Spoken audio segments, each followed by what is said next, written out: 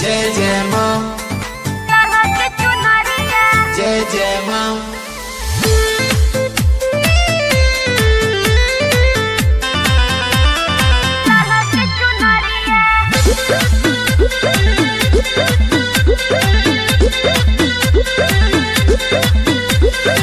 आइल बाटे नौमी के दीनामा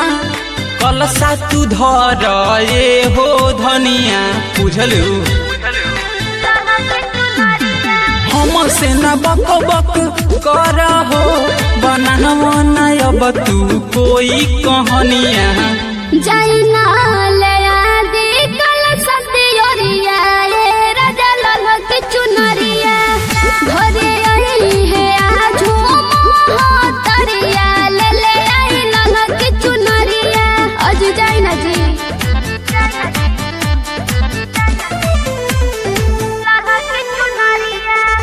म्यूजिक बाय मंगल जल्दी से पर्ची बना दहो काका चाही बता दहो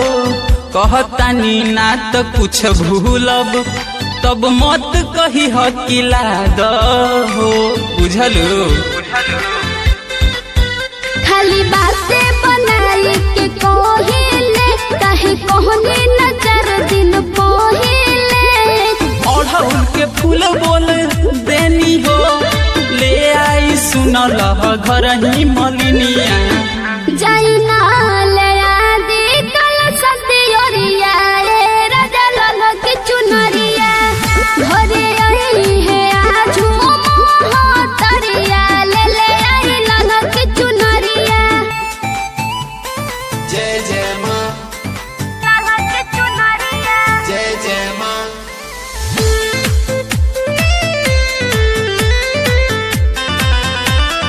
ललक चुनरिया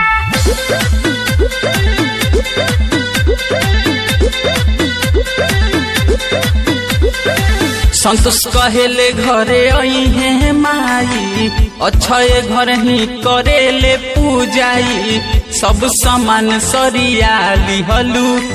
तब काहे दियरी गइलू भुलाई बोलो सुनी सतीश पिया जी में आके बतिया जी गलती से छूटल दिया और बतिया जी धनिया तू काहे ऐसे करेलू माफ नहीं करी है फेरू मयरिया जाई